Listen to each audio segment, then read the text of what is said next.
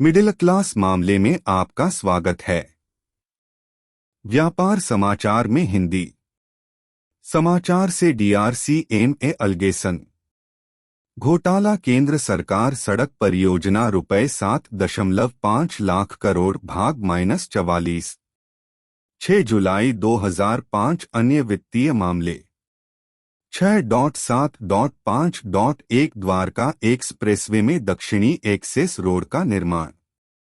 NHAI ने AAI के विशिष्ट अनुरोध पर द्वारका एक्सप्रेसवे के हिस्से के रूप में टर्मिनल -3 IGI हवाई अड्डे के लिए समर्पित दक्षिणी एक्सेस रोड कनेक्टिविटी का निर्माण करने का निर्णय लिया। तत्कालीन सचिव MoRTH और सचिव सिविल एविएशन के बीच लिए गए निर्णय मार्च 2018 के अनुसार हवाई अड्डे की सीमा के भीतर टर्मिनल -3 कनेक्टिविटी की लागत NHAI और AAI बटा नागरिक उड्डयन मंत्रालय के बीच 300 करोड़ रुपए 50-50 साझा किए जाने थे। तदनुसार द्वारका एक्सप्रेसवे के पैकेज आय के ठेकेदार के साथ EPC समझौते में दक्षिणी एक्सेस रोड का निर्माण भी शामिल था। ऑडिट में पाया गया कि AAI के आग्रह पर NHAI द्वारा दक्षिणी एक्सेस रोड का निर्माण किए जाने के बावजूद दो मंत्रालयों ने मार्च 2018 में 50 को साझा करने के लिए सहमति व्यक्त की। हवाई अड्डे की सीमा के भीतर इसकी लागत और द्वारका एक्सप्रेसवे PKG.I के लिए विस्तृत परियोजना रिपोर्ट और इसके EPC समझौते को दक्षिणी एक्सेस रोड के प्रावधान सहित तैयार किया जा रहा है। अप्रैल 2022 तक NHAI को कोई पैसा नहीं मिला है क्योंकि रुपए के भुगतान के संबंध में दो मंत्रालयों और दिल्ली इंटरनेशनल एयरपोर्ट लिमिटेड के बीच कोई समझ नहीं आई है। द्वारका एक्सप्रेसवे PKG.I के लिए नियुक्त तिथि 24 सितंबर 2020 तक NHAI को 150 करोड़ रु MoRTH ने स्वीकार किया। अप्रैल 2022 इस संबंध में दो मंत्रालयों के बीच एक समझौता ज्ञापन की पेंडेंसी का तथ्य। यह इंदिरा गांधी अंतर्राष्ट्रीय हवाई अड्डे के संचालन, प्रबंधन और विकास के लिए जिम्मेदार है। 6.7.5.2 NHAI द्वारा रियायतकर्ता को कार्यशील पूंजी अग्रिम।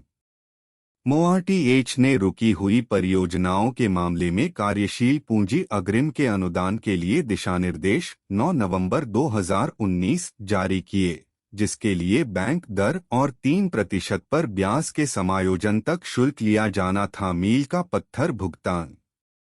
ऑडिट में पाया गया कि NHAI ने वाडोदरा मुंबई एक्सप्रेसवे चरण PKG.I हैम परियोजना के रियायतकर्ता को 90.30 करोड़ की कार्यशील पूंजी अग्रिम दी। हालांकि काम की प्रगति में कोई देरी नहीं हुई क्योंकि यह समय में अपने सभी मील के पत्थर प्राप्त कर रहा था।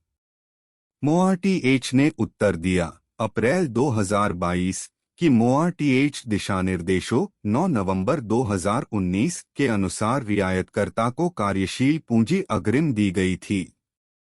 MoRTH का उत्तर वाडोदरा मुंबई एक्सप्रेसवे चरण PKG.I के रूप में संभव नहीं है। यह एक निराशाजनक परियोजना नहीं थी, लेकिन अपने मील के पत्थर को संतोषजनक ढंग से प्राप्त कर रही थी। इसलिए रियायतकर्ता ऐसी कार्यशील पूंजी अग्रिम के लिए पात्र नहीं था। 6.8 गुंजाइश का परिवर्तन। EPC समझौते के अनुसार कार्यान्वयन एजेंसी को ठेकेदार को कार्यों में संशोधन बटा परिवर्तन करने की आवश्यकता हो सकती है, अर्थात EPC समझौते के प्रावधानों के अनुसार गुंजाइश का परिवर्तन या तो एक निर्देश देकर या ठेकेदार को अतिरिक्त लागत या लागत में कमी से जुड़े दायरे के बदलाव के लिए एक प्रस्ताव प्रस्तुत करने का अनुरोध करके। इसी तरह ठेकेदार प्रस्ताव भी कर सकता है स्यू मोटो गुंजाइश का कोई भी परिवर्तन अगर यह परियोजना के हित में था और प्रस्ताव EPC समझौते में निर्धारित प्रक्रियाओं के अनुसार था। इस संबंध में ऑडिट ने देखा कि तालिका 6.5 विस्तृत परियोजना रिपोर्ट और भारतीय सड़क कांग्रेस के अनुसार फुटपाथ डिजाइन भारतीय सड़क के अनुसार विस्तृत परियोजना रिपोर्ट फुटपाथ डिजाइन में दिए गए लचीले फुटपाथ डिजाइन विनिर्देशों। विभिन्न मिलियन मानक धुरों के लिए Congress. Narnaul bypass crossing, Paniyala Mor Narnaul bypass crossing Pacheri, Kalan Narnaul bypass crossing Paniyala, Mor Narnaul bypass crossing Pacheri, Kalan.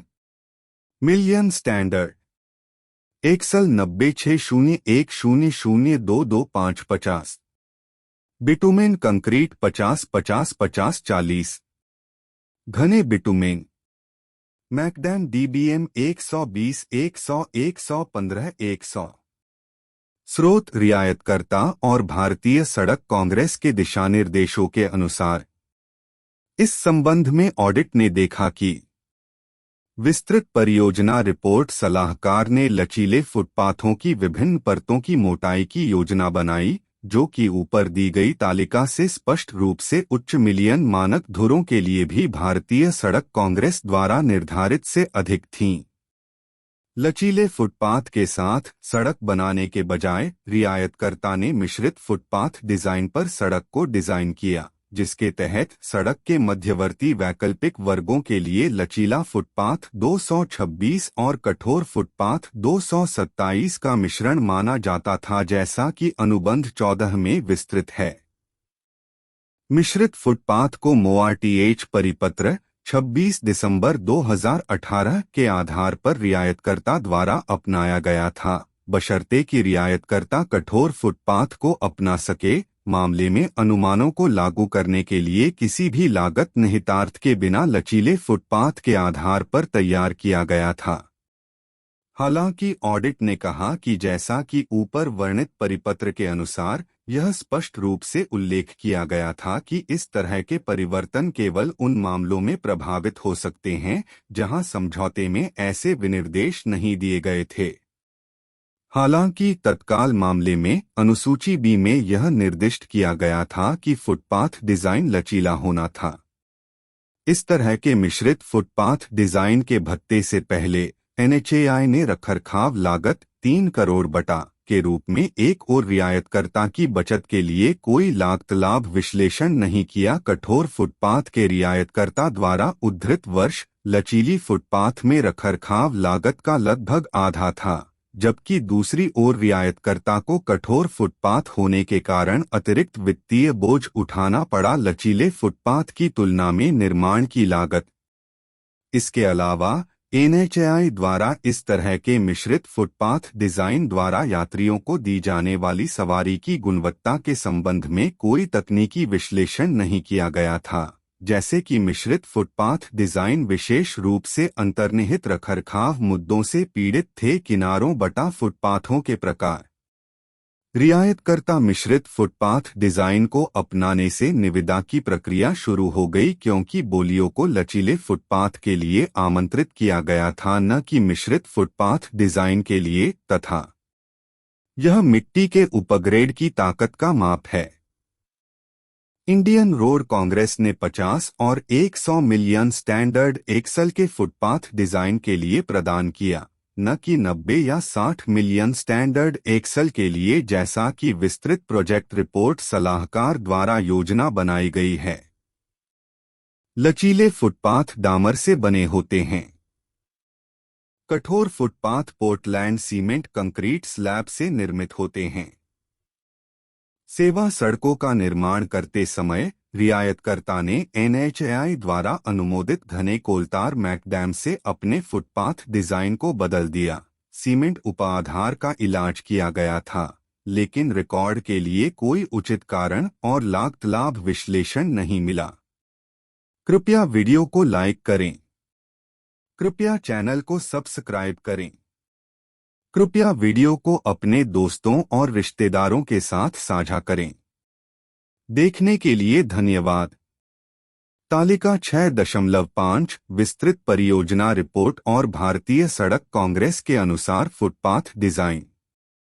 भारतीय सड़क के अनुसार विस्तृत परियोजना रिपोर्ट फुटपाथ डिजाइन में दिए गए लचीले फुटपाथ डिजाइन विनिर्देशों। विभिन्न मिलियन मानक धुरों के लिए Congress. Narnaul bypass crossing, Paniyala Mor Narnaul bypass crossing Pacheri, Kalan Narnaul bypass crossing Paniyala, Mor Narnaul bypass crossing Pacheri, Kalan. Million standard axle 966010022550, bitumen concrete 50-50-50-40, घने बिटुमेन, मैकडेम डीबीएम 120-100-115-100। स्रोत रियायतकर्ता और भारतीय सड़क कांग्रेस के दिशानिर्देशों के अनुसार इस संबंध में ऑडिट ने देखा कि विस्तृत परियोजना रिपोर्ट सलाहकार ने लचीले फुटपाथों की विभिन्न परतों की मोटाई की योजना बनाई, जो कि ऊपर दी गई तालिका से स्पष्ट रूप से उच्च मिलियन मानक धुरों के लिए भी भारतीय सड़क कांग्रेस द्वारा निर्धारित से अधिक थीं। लचीले फुटपाथ के साथ सड़क बनाने के बजाय रियायतकर्ता ने मिश्रित फुटपाथ डिजाइन पर सड़क को डिजाइन किया, जिसके तहत सड़क के मध्यवर्ती वैकल्पिक वर्गों के लिए लचीला फुटपाथ 226 और कठोर फुटपाथ 227 का मिश्रण माना जाता था, जैसा कि अनुबंध 14 में विस्तृत है। मिश्रित फुटपाथ को मोआरटीएच परिपत्र 26 दिसंबर 2018 के आधार पर रियायतकर्ता द्वारा अपनाया गया था, बशर्ते कि रियायतकर्ता कठोर फुटपाथ को अपना सके। मामले में अनुमानों को लागू करने के लिए किसी भी लागत निहितार्थ के बिना लचीले फुटपाथ के आधार पर तैयार किया गया था। हालांकि ऑडिट ने कहा कि जैसा कि ऊपर वर्णित परिपत्र के अनुसार यह स्पष्ट रूप से उल्लेख किया गया था कि इस तरह के परिवर्तन केवल उन मामलों में प्रभावित हो सकते हैं जहां समझौते में ऐसे विनिर्देश नहीं दिए गए थे। हालांकि तत्काल मामले में अनुसूची बी में यह निर्दिष्ट किया गया था कि फुटपाथ डिजाइन लचीला होना था। इस तरह के मिश्रित फुटपाथ डिजाइन के भत्ते से पहले एनएचएआई ने रखरखाव लागत 3 करोड़ बटा के रूप में एक और रियायतकर्ता की बचत के लिए कोई लागत लाभ विश्लेषण नहीं किया। कठोर फुटपाथ के रियायतकर्ता द्वारा उद्धृत वर्ष लचीली फुटपाथ में रखरखाव लागत का लगभग आधा था, जबकि दूसरी ओर रियायतकर्ता को कठोर फुटपाथ होने के कारण अतिरिक्त वित्तीय बोझ उठाना पड़ा लचीले फुटपाथ की तुलना में निर्माण की लागत।